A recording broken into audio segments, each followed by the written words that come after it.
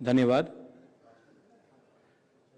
सबसे पहले मैं अपने भाई का जयंत चौधरी जी को धन्यवाद कहना चाहता हूं। उन्होंने एक छोटे से राज्य से एक छोटी सी पार्टी को यहां में निमंत्रण करके अपना बड़ा दिल दिखाया है। I think Jayant, thank you very much. आपने ये जो सम्मान दिया है ये उसी विचारधारा से है कि आप जितने भी पिछड़े वर्ग से हो, कितनी भी छोटी जगह से हो, कितनी भी छोटे राज्य से हो, तभी भी आपका दर्जा सबके लिए एक ही है। और वही चौधरी जी का एक सपना था और एक सोच था, और आज आपने मुझे यहाँ में निमंत्रण करके आप सबके सामने मुझे एक अवसर दिया है, एक मौका दिया है कुछ कहने के लिए अपने राज्य के बारे, अपने क्षेत्र के बारे, नॉर्थ ईस्ट के बारे। मैं इसको आपका बड़प्पन समझता हूँ। Once again thank you very much for having invited me here. सबसे पहले मुझे एक बात की शांति है कि जेना जी ने मुझसे पहले बात किया, उसके बाद हमारे तृणमूल कांग्रेस के सांसद ने बात किया, तो मतलब है कि मेरी हिंदी भी इतनी अच्छी नहीं है। मैं कोशिश करूंगा, लेकिन कहीं कहीं में अगर हिंदी में कुछ चूक आ जाए तो आप अपने भाई को माफ कर दीजिए। मेरी हिंदी इतनी अच्छी नहीं है, आपकी जैसी तो अच्छी नहीं है, लेकिन मैं कोशिश करूंगा, क्योंकि देश में संवाद होना चाहिए, कम्युनिकेशन होना चाहिए। और मुझे लगता है कि अगर आप हमारे बारे भी थोड़ा जानेंगे, क्योंकि हम आपके बारे बहुत जानते हैं, हम चौधरी जी के बारे बहुत अच्छी तरीके से जानते हैं। शायद बहुत लोगों को ये बात का जानकारी भी नहीं होगा कि मेरे पिताजी मेंबर ऑफ पार्लियामेंट थे जब चौधरी जी देश के प्राइम मिनिस्टर थे 1979 में। तो एक बहुत लंबा सा एक रिलेशनशिप रहा है। और आज चौधरी जी का ये जो डेथ एनिवर्सरी है, लेकिन एक बात मैं याद करना चाहूँगा, और हमारे बीच में आज चौधरी अजीत सिंह जी नहीं है, लेकिन ये मेरी खुशनसीबी है कि उनके देहांत से पहले मेरी मुलाकात जयंत जी के संग उनके घर में हुई थी। और उस समय मैं कांग्रेस का अध्यक्ष था और मैं कांग्रेस पार्टी छोड़ रहा था। तो मैंने, हमारा उम्र भी कम है, तो मैंने कुछ कहा कि हम नहीं डरते हैं। तो उन्होंने एक दो चीज जो मुझे कहा था उस समय, और आज मैंने उन बातों में अमल किया। और आज मेरी एक छोटी सी पार्टी है जिसने अपने पहले इलेक्शन में जीत हासिल करके हम आज त्रिपुरा ट्राइबल ऑटोनमस काउंसिल में पावर में है 2 महीने के अंदर। तो उस समय उन्होंने, आप लोग ने मुझे महाराजा कह के जिक्र किया है, कोई महाराजा हूं नहीं मैं। हिंदुस्तान में कोई महाराजा नहीं है। एक महाराजा था, वो एयर इंडिया था, वो भी बिक गया है। हिंदुस्तान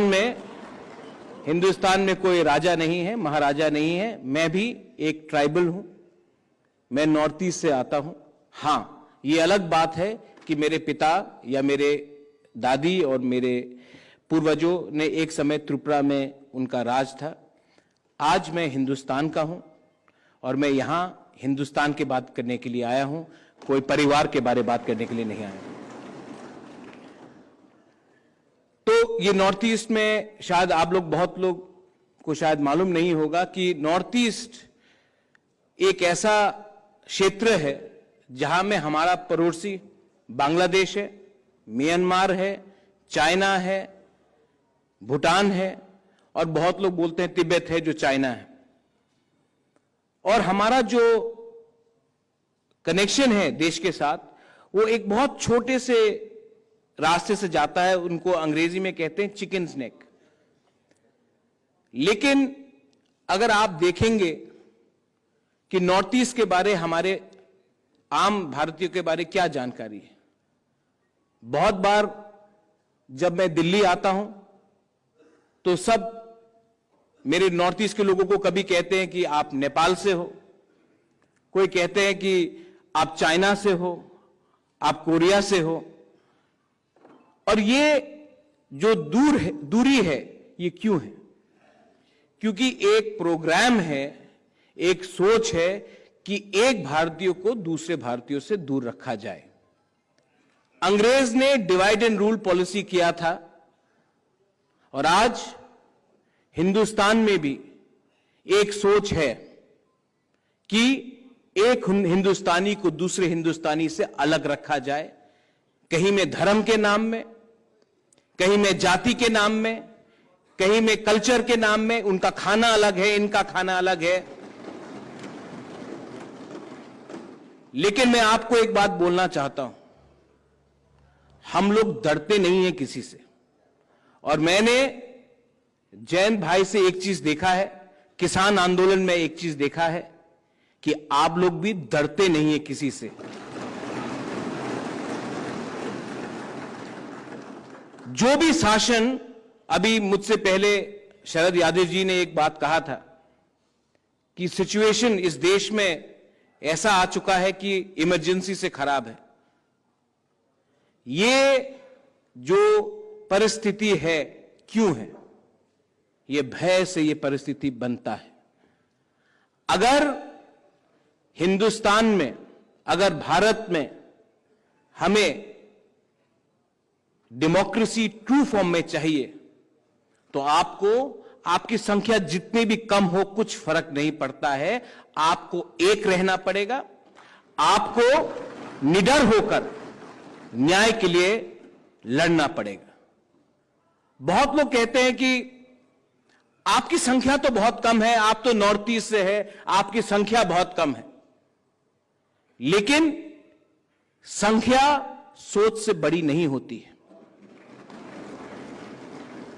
यहां में अगर एक नॉर्थ ईस्ट का एक छोटा सा लीडर यहां आकर चौधरी चरण सिंह के बारे में बात कर रहा है तो मतलब है कि चौधरी चरण सिंह का सोच आज भी नॉर्थ ईस्ट में जिंदा है। मैं यहां में, हमारे संग मनोज झा जी हैं। हम पिछले हफ्ते लंदन गए थे, पार्लियामेंट में हमारी बात हुई।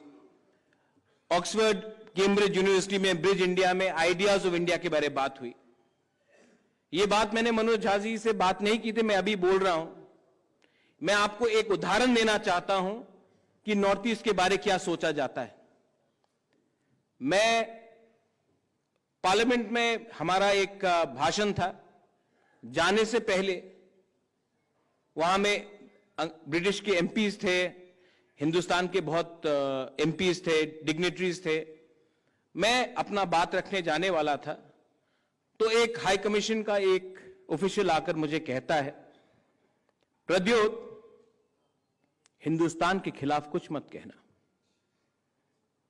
तो मैंने कहा, भाई साहब क्यों? आप इतने लोग हैं यहां में, इस कमरे में, आपने मेरे पास आकर ही क्यों कहा कि हिंदुस्तान के खिलाफ कुछ मत कहो? तो वो चुप रहा। तो मैंने उनको बोला, आप जानते हैं कि मेरे दादी ने ही इंस्ट्रूमेंट ऑफ एक्सेशन में साइन कर कर हम हिंदुस्तान का एक अंग बने। आप मुझे ही क्यों टारगेट कर रहे हो? इस कमरे में तो बहुत लोग हैं। ये सोच है कि नॉर्थ ईस्ट का एक जनजाति ये सिर्फ वायलेंस से अपना बात रख सकता है, वो देश को मानता नहीं है। ये एक सोच है कि नॉर्थ ईस्ट का एक अनुसूचित जनजाति वायलेंस से ही अपना बात रखता है और देशद्रोही है। इस सोच को तोड़ने के लिए हमने बहुत संघर्ष किया है।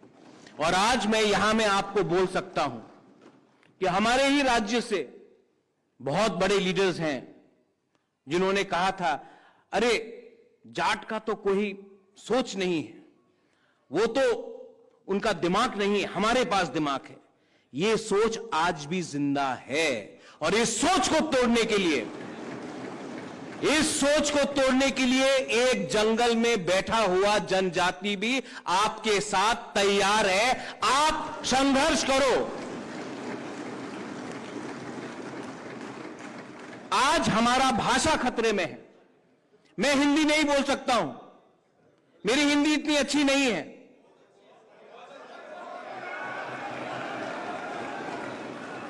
लेकिन मैं हिंदी से आपसे संवाद कर रहा हूं। लेकिन मेरा भी एक भाषा है, कोकबोरोक, जो टिबेटो बर्मीज है। आज हमें कहा जाता है कि आप उस भाषा में बात मत करो। हमारा पकवान अलग है, तो कहा जाता है नहीं, अगर आपने ये नहीं कहा, ये नहीं खाया, तो आप हमारे देश के नहीं हो सकते हो। हमारा जो वस्त्र है, रिग्नाई, ट्राइबल लोग हम लोग पहनते हैं, बोलते नहीं, जब तक आप ये नहीं वस्त्र पहनोगे तो आप देश के नहीं हो। ये कैसा देश है? ये देश सिर्फ एक भाषा के आधार में, एक खाने के आधार में या एक वस्त्र के आधार में नहीं बना था। आज नॉर्थ ईस्ट के बारे कोई बात नहीं करता है। दिल्ली में खान मार्केट में क्या हुआ है उसके बारे सब बात करते हैं। आज गांव के बारे कोई बात नहीं करता है। मुझे लगता था कि नॉर्थ ईस्ट दूर है, आज यहां आकर सुनने में मुझे लगता है कि हरियाणा, उत्तर प्रदेश का गांव, पंजाब का गांव, राजस्थान का गांव भी दिल्ली से दूर हो चुका है। मैं यहां से वापस नॉर्थ ईस्ट जाऊंगा और मैं ये बोलूंगा कि हम तो छोटे हैं, लेकिन छोटे असल में वो है जो आज सत्ते में है, क्योंकि उनका दिल, उनका सोच छोटा है। चौधरी चरण सिंह जी का सोच, his ideas is even more stronger today when I see Mr. Jaina ji talking from Orissa, when I see someone talking from Bengal, when I see Yogendra Yadav ji, जब मैं आप सबको देखता हूं तो मुझे एक बात से मुझे मोटिवेशन, प्रोत्साहन मिलता है कि प्रद्योत वापस त्रिपुरा जाओ और वापस लड़ो, क्योंकि आप अकेले नहीं हो। और मैं आपको बोलना चाहता हूं, ये जो आपका संघर्ष है, ये जो आपका सोच है, आप कायम रखिए। इस जंग में अगर मैं अपने आप को राजा समझूंगा तो मैं हारूंगा। अगर मैं आपके संग इस जंग में मैंने आपको अकेला छोड़ा तो मैं हारूंगा, क्योंकि अकेले बांटकर ये जीतते हैं। इसके लिए मैं आपको बोलना चाहता हूं, मेरा भाई है यहां में, इस भाई के लिए मैं त्रिपुरा से यहां आया हूं और इस भाई को मैं एक दिन देखना चाहता हूं जहां में चौधरी चरण सिंह जी थे।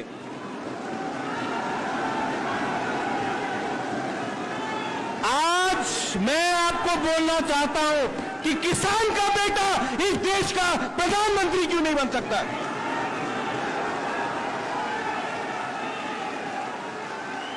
एक उड़ीसा से एक व्यक्ति इस देश का प्रधानमंत्री क्यों नहीं बन सकता है?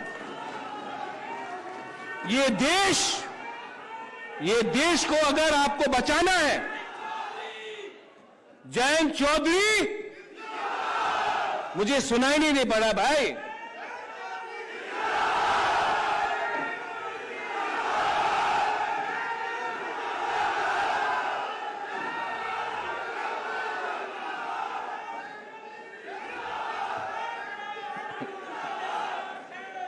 अब जयंत भाई, मैं जाट बन चुका हूं।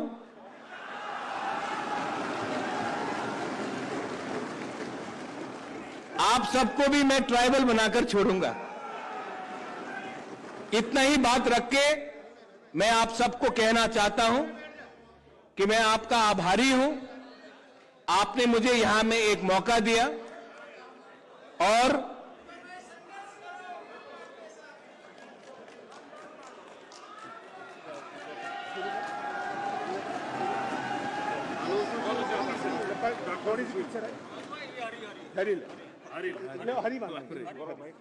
पकड़िए से पकड़। वेरी वेल सेट सर, बहुत ही बढ़िया जी, बहुत बढ़िया, गजब, सारी महफिल गजब, बहुत बढ़िया।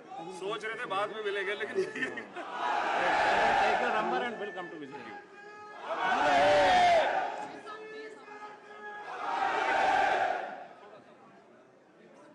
हाँ चल बस, बहुत बढ़िया, बहुत बढ़िया। Very well said sir and welcome to see you. Thank you. परिवार आपके साथ, आपसे मिलते हैं जी बात। भाई साहब, मैं यही बोलकर अपना बात आज यहां में समाप्त करता हूं। मैं आया था यहां में नॉर्थ ईस्ट से एक जनजाति लीडर बनके, मैं वापस एक जाट बनके जा रहा हूं, किसान बनके जा रहा हूं। एक ही विनती है, मेरे भाई को आप ऐसा दर्जा दीजिए क्योंकि इनका ये ईमानदार इंसान है, आज तक इनके अंदर अहंकार नहीं है और इनके अंदर किसी ने कहा कूल है, मैं कहता हूं बहुत कूल हैं आप, और जितने शांत हैं आप उतने अंदर उनका अंदर एक सोच भी है और एक ड्राइव भी है कि ये अपने पार्टी को, अपने देश को, अपने भाई को, अपने बहन को आगे ले जाएगा। बेलाइनो हम्बाई, धन्यवाद। Once again, thank you very much.